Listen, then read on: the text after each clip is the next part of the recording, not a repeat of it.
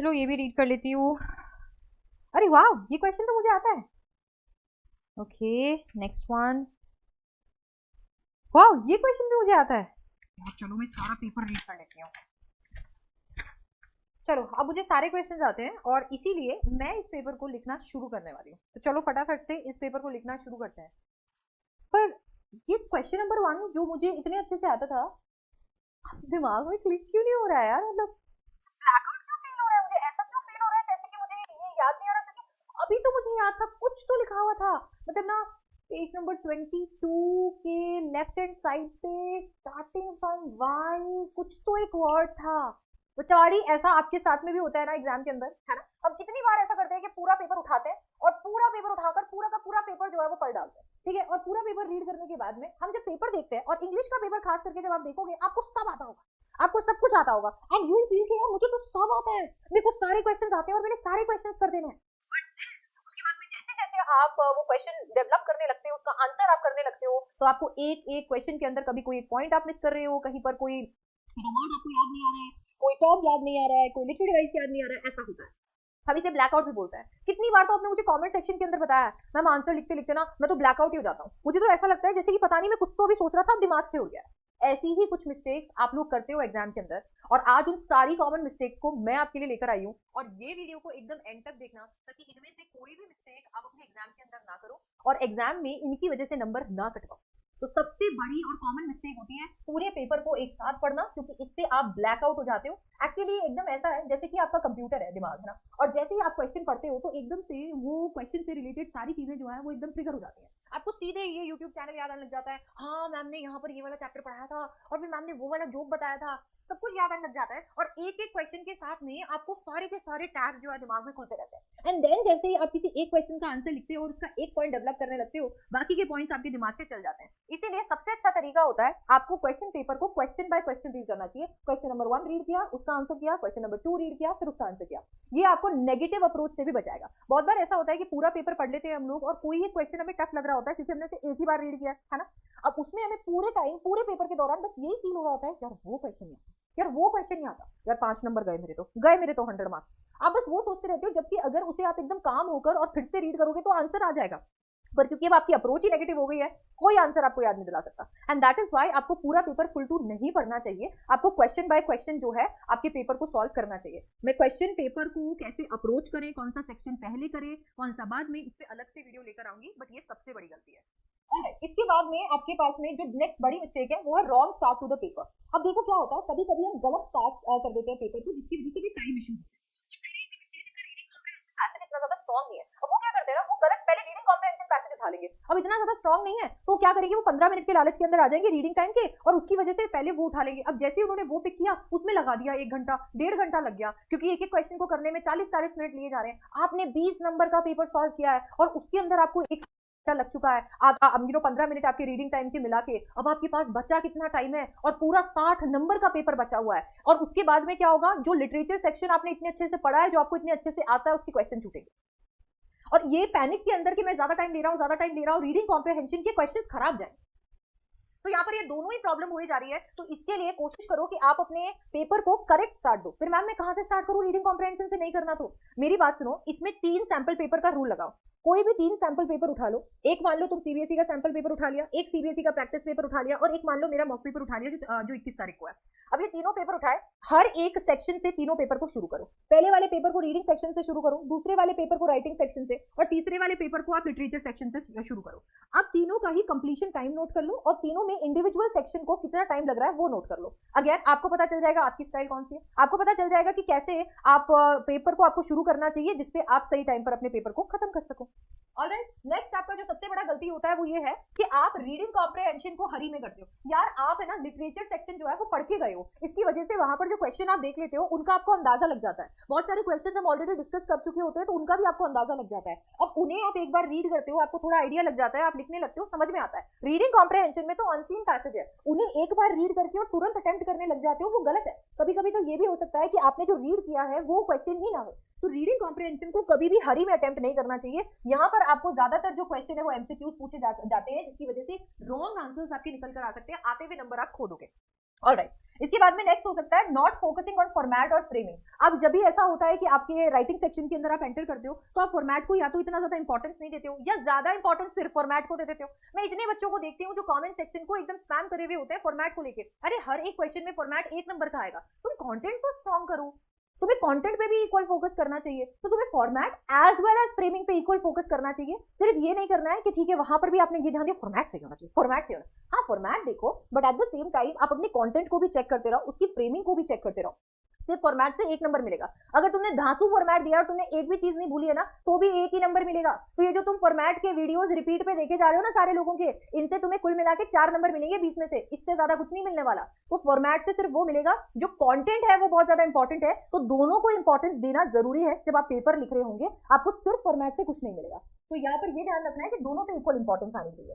Not recognising important elements in the question. अब यार आपकी सबसे बड़ी मिस्टेक ये होती है कि जब भी आप क्वेश्चन को रीड करते हो आपको ऐसा लगता है एक बार क्वेश्चन को रीड करने से आपका जो है ना क्वेश्चन आपके समझ में आ जाएगा और आप एग्जैक्ट आंसर लिख दोगे और सारे वैल्यू पॉइंट्स आपके टीचर के वैल्यू पॉइंट से मैच हो जाएंगे।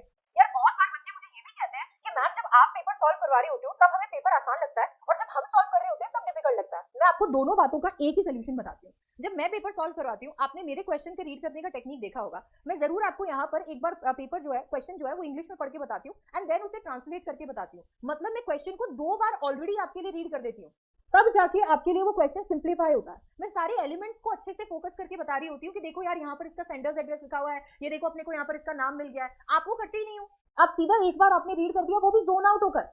पेपर के अंदर भी आप 100% अटेंटिव नहीं होते हो, जोन आउट होकर गोवा जा चुके हो। और जोन आउट होकर आप एक बार उसे रीड करते हो और रीड करने के बाद आप ये एक्सपेक्ट कर रहे हो कि उसके बाद में आपका आंसर जो है वो प्रॉपर मैच भी हो जाए, तो वो नहीं होगा। तो मेक श्योर कि आपको ये गलती नहीं करनी है। जब भी आप क्वेश्चन को रीड करो, एक बार रीड करने के बाद में उसे हिंदी के अंदर आप अच्छे से ट्रांसलेट करो या जिस भी भाषा में आप ट्रांसलेट करना चाहते हो आप उसे ट्रांसलेट करो और सारे एलिमेंट्स को पहचानो। सेंडर्स एड्रेस कौन सा है, रिसीवर्स एड्रेस कौन सा है, इवेंट के बारे में क्या बताया हुआ है, होस्ट कौन है, गेस्ट कौन है, ये सारी चीजें आपको पता होनी चाहिए। एलिमेंट्स पे फोकस करोगे तभी उन्हें मेंशन करोगे और वैल्यू पॉइंट्स में वो दिखेंगे।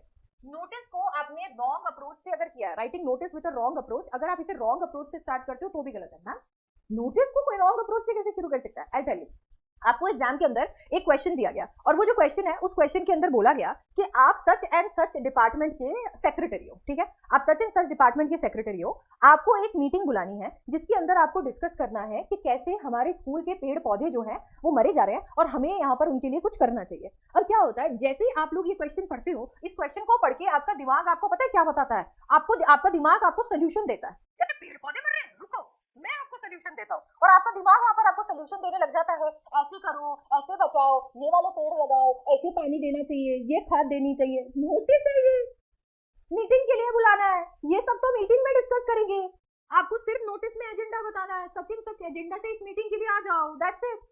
तो कभी कभी हम नोटिस को एक रॉन्ग अप्रोच भी दे देते हैं और मैं बता रही हूँ ये एग्जामिनर का खुराफाती दिमाग होता है जो ऐसा हमसे करवाता है। वो जानबूझ के आपको क्वेश्चन के अंदर बहुत ज्यादा डिटेल देता है ताकि आप उसको पढ़ के और कंफ्यूज हो जाओ। याद रखना, if you have to write a notice you just need to inform, आपको सिर्फ इन्फॉर्म करना है, आपको नहीं ध्यान रखना है मीटिंग में वो क्या डिस्कस करेंगे, अरे कर लेंगे वो जो डिस्कस करना है, आपको सिर्फ इन्फॉर्म करना है।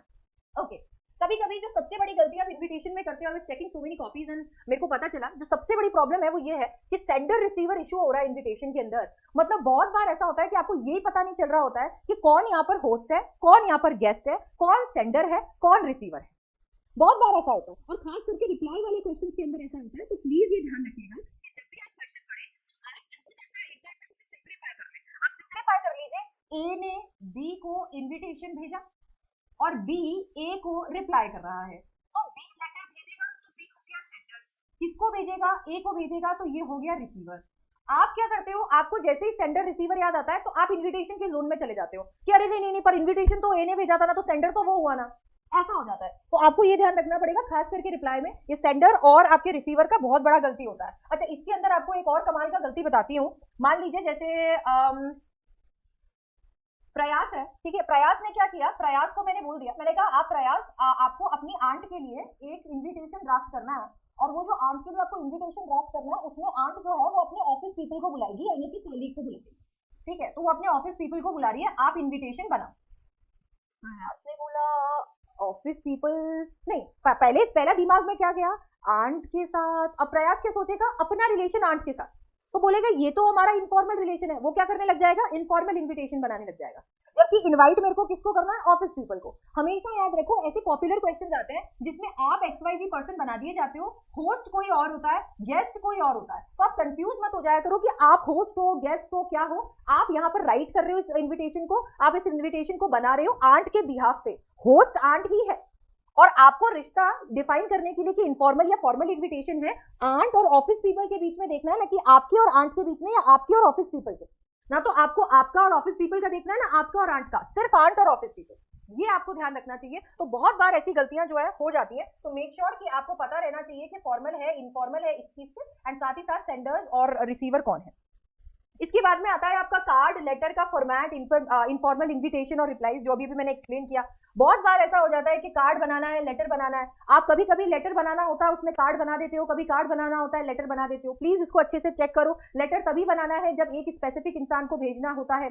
बहुत सारे लोगों को जब भी आपको इनविटेशन भेजना होता है तो आप कार्ड बनाते हो, पर कार्ड सिर्फ और सिर्फ फॉर्मल इनविटेशन में बनता है, इनफॉर्मल में नहीं बनता है। ठीक है, अभी अभी मैंने एग्जांपल देके आपको बताया कि आपका ये पहचानना भी बहुत जरूरी है कि फॉर्मल इनविटेशन है या इनफॉर्मल इनविटेशन है। बहुत बार क्वेश्चन के अंदर लिखा होता है, नहीं लिखा होता है, तो आप होस्ट और गेस्ट के रिलेशन से पहचानोगे। ठीक है, रिप्लाईज के अंदर भी मैंने अभी आपको बताया, आपको ये पहचानना पड़ेगा कि मेरे को फॉर्मल इन्विटेशन आया होगा या इनफॉर्मल इन्विटेशन आया होगा, अकॉर्डिंगली मैंने क्या करना है, अपना रिप्लाई लिखना है। तो ये चीज आपको ध्यान रखनी है। इसके बाद में सबसे बड़ी गलती होती है एडिटर के साथ में हार्श वर्ड्स या टोन को यूज करने की। बहुत बार ऐसा होता है कि क्योंकि बचपन में आपने इतने ज्यादा लेटर्स लिखे होते हैं, तो लेटर्स की भावनाएं अभी भी आपके एकदम दिमाग में तेज होती हैं, और आप बस शुरू हो जाते हो एडिटर को गालियां देना। अरे एडिटर ने यहाँ पर कुछ किया ही नहीं है, एडिटर ने ना तो वो गड्ढा ठीक किया है, और ना ही एडिटर आकर बोलेगा नहीं नहीं आप रुको मालिक, मैं खुद लेट जाता हूँ इसमें, आप मेरे ऊपर से गाड़ी चलाओ। यार एडिटर सिर्फ और सिर्फ आपका हेल्प करेगा। अगर आपकी जो बात है वो अथॉरिटीज नहीं सुन रही है इतना बार बोलने के बावजूद, तो एडिटर आपकी मदद करता है कि ठीक है मैं आपकी बात को पहुंचाता हूँ। तो उसके साथ में आपको हमेशा टोन जो है वो पोलाइट रखनी है। बायोडेटा को स्किप कर देना। बहुत बार ऐसा होता है कि जॉब एप्लीकेशन बनाते वक्त बच्चे फूफा जी बन जाते हैं, हमें तो किसी ने कहा ही नहीं। एकदम ऐसा हो जाता है कि यार अभी मेरे को किसी ने नहीं कहा बायोडेटा बनाने का, मैं तो नहीं बनाऊंगा। बायोडेटा के लिए बोले चाहे नहीं बोले, बायोडेटा बनेगा। आपको चाहे बोला जाए नहीं बोला जाए, बायोडेटा आपको बनाना रहता है। Being repetitive in article. अब क्या होता है, कुछ बच्चे मजे मजे में आर्टिकल लिख तो देते हैं, कहते हैं चलो भाई आर्टिकल की भी पेटेंट बॉडी मिल गई है, मजे मजे में लिख लेते हैं। अब उसके अंदर क्या होता है, वो वर्ड्स हो जाते हैं शॉर्ट। अब वो वर्ड्स अगर शॉर्ट हो जाते हैं तो वो क्या करते हैं, वो होते हैं रेपिटेटिव। कि अभी टीचर को क्या ही पता चलेगा, वो सीनियर ने बोला था कि हनी सिंह के गाने लिख के आ जाएगा तो भी नंबर मिल जाएंगे, तो टीचर को क्या पता चल जाएगा अगर मैंने यही चीज को 2 बार कह दिया। तो टीचर को सब पता चलता है, जैसे ही आपका रेपिटेटिव आर्टिकल आएगा, कंटेंट या रेपिटेटिव होने लगेगा, उधर 1 नंबर आपका चला जाएगा। ये सबसे बड़ी गलती है। इसके बाद में होती है आपकी ग्रामेटिकल एरर्स रिपोर्ट में। रिपोर्ट के अंदर बाकी एरर्स नहीं होंगे क्योंकि स्केलेटन आपको प्रोवाइड किया हुआ है। लेट मी नो अगर आपको नहीं मिला है तो मैं अभी प्रोवाइड कर दूंगी। ठीक है, अगर आपको यहाँ पर अगर सबसे बड़ी गलती हम रिपोर्ट की माने तो रिपोर्ट में एक ही सबसे बड़ी गलती है और वो है ग्रामर की, क्योंकि रिपोर्ट को पास्ट टेंस में लिखना होता है। रिपोर्ट के अंदर आपको थर्ड पर्सन का ख्याल रखना होता है। इसके साथ में रिपोर्ट आपकी पैसिव में जाती है, इनडायरेक्ट स्पीच में जाती है। अब ये सारी चीजें बच्चों को बिल्कुल याद नहीं रहती, एंड यहाँ पर ग्रामर की एकदम भरपूर गलतियां वो करते हैं। अच्छा, लिटरेचर सेक्शन के अंदर हम हो जाते हैं एकदम ओवर कॉन्फिडेंट। अरे लिटरेचर तो इतनी बार पढ़ा है यार मैंने, क्या क्या मैं 15-15 मिनट की समरियां देख के आया हूँ हर एक चैप्टर की, ऐसा ही समझा क्या? वो समरियां देख देख के या इनफैक्ट अच्छे से पढ़कर भी आप ओवर कॉन्फिडेंट फील करते हो, जैसे कि लिटरेचर में तो जो भी पूछा जाएगा मेरे को सभी आएगा।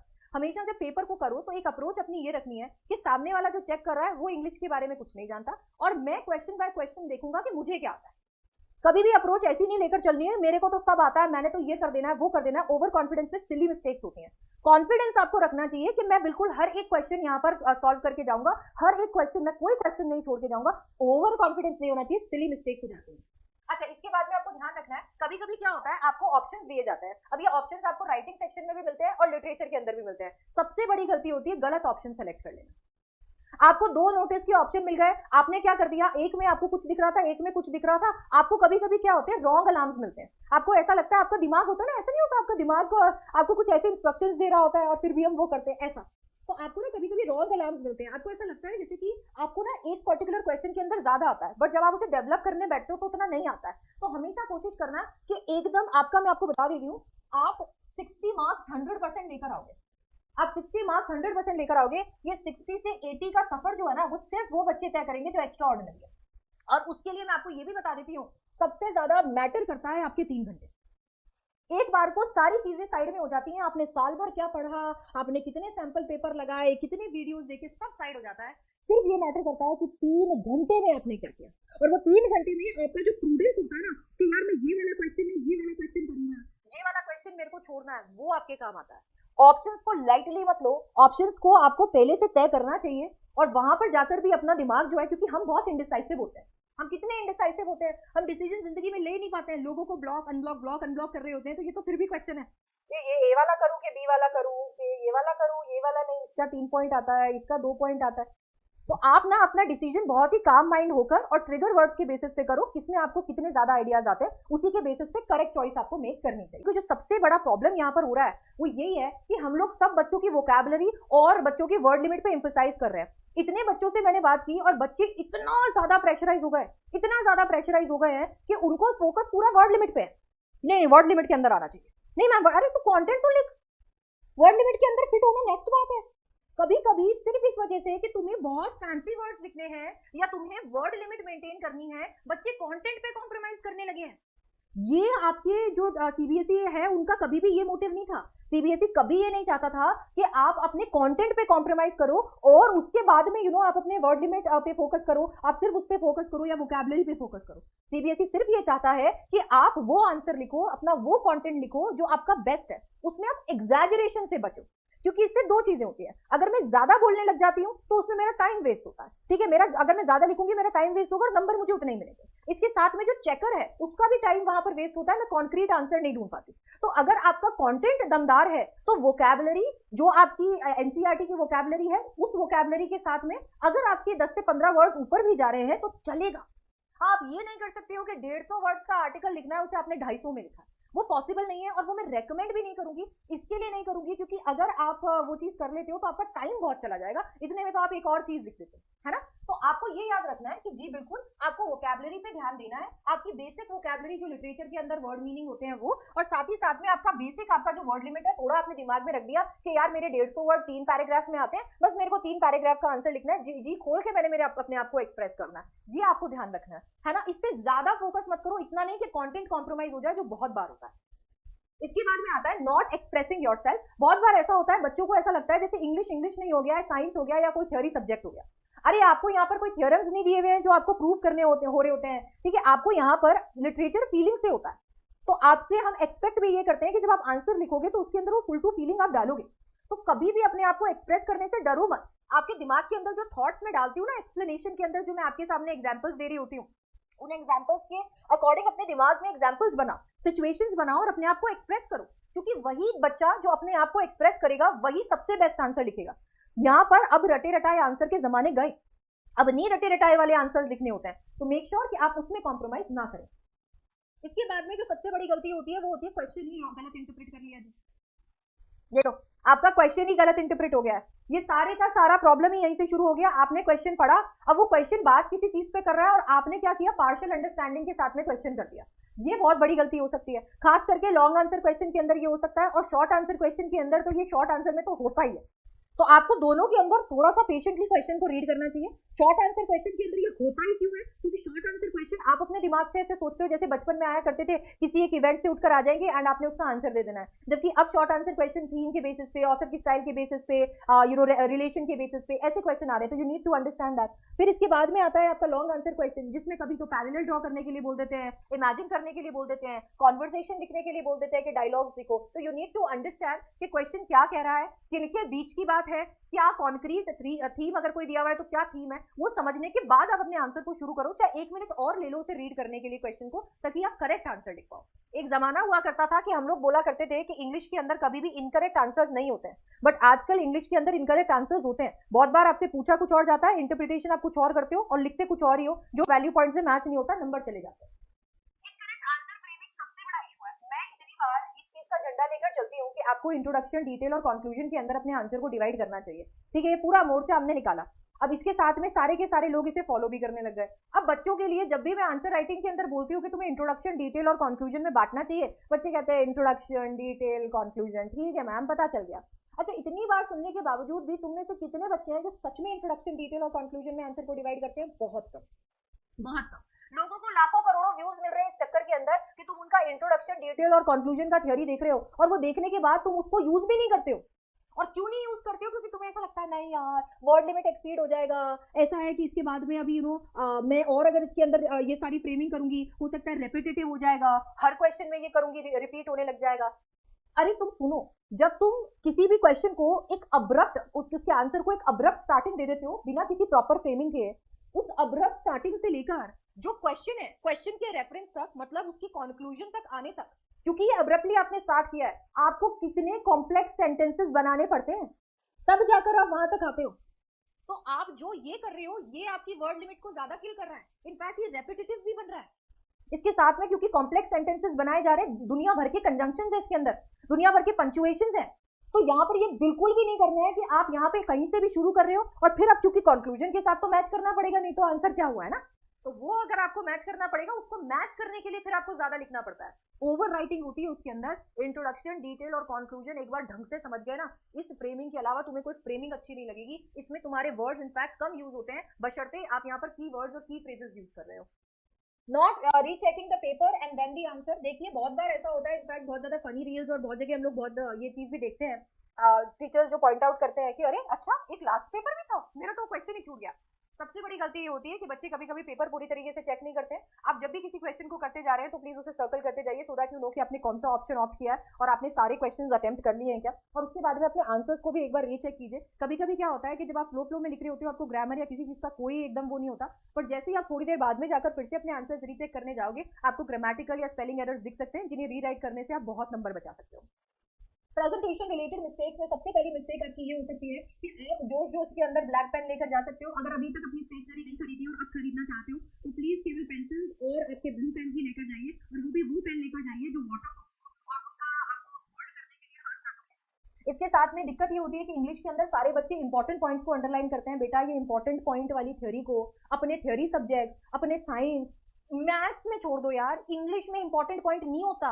ये कोई साइंटिफिक प्रिंसिपल नहीं समझा के आ रहे हो तुम आंसर के अंदर जिसको तुम अंडरलाइन कर रहे हो, हेंस। या फिर तुम यहाँ कोई एकदम पूरा मैथ का थ्योरी नहीं दिखा रहे हो कि ठीक है L H S equal to R H S. Please ये चीज छोड़ दो। इंग्लिश के अंदर जब से आप पहला वर्ड लिखते हो ना, उसके बाद में जो कंक्लूजन में आखिरी वर्ड लिखते हो, सब इंपॉर्टेंट होता है। कोई भी चीज इंपॉर्टेंट या लेस इंपॉर्टेंट नहीं होती है। तो पहली बात तो ये।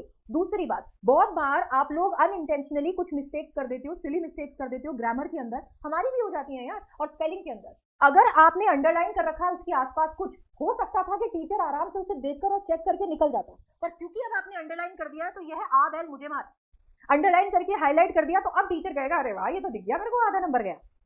तो इंग्लिश के अंदर ये वाली थ्योरी आप नहीं करेंगे। पेंसिल से आपको इंग्लिश ही नहीं किसी भी सब्जेक्ट के अंदर नहीं लिखना है, पेपर डिस्क्वालीफाई हो जाएगा, वो क्वेश्चन चेक नहीं होगा। आपको हर आंसर के बाद में लाइन नहीं बनानी चाहिए। पहली बात तो ये चीज अलाउड भी नहीं होती है, बहुत जगह इनफैक्ट लिखा हुआ होता है आई कंफर्म वंस, बट अगर आप एक बार बना भी लेते हो और बनाना चाहते भी हो तो लास्ट में सोचो इसके बारे में। आपने 4-5 क्वेश्चन को एकदम लाइन के साथ में पूरा ऐसे करके बना दिया, आखिरी में टाइम के एकदम लाले पड़े हुए हैं, आपने पूरा समय लाइनें खींचने में वेस्ट कर दिया। अगर बचेगा समय तो लास्ट में लाइनें खींच लेना, पहले करने का कोई जरूरत नहीं है। और ये बहुत ही बड़ी मिस्टेक है कि मिस्टेक्स के ऊपर स्क्रिबल करना। अगर मेरे से कोई गलती हो गई है तो उसका वजूद मिटा देना, ये बहुत डर्टी लगता है। ये गलती हो गई है सिर्फ ऐसे स्ट्राइक कर दो, बात खत्म।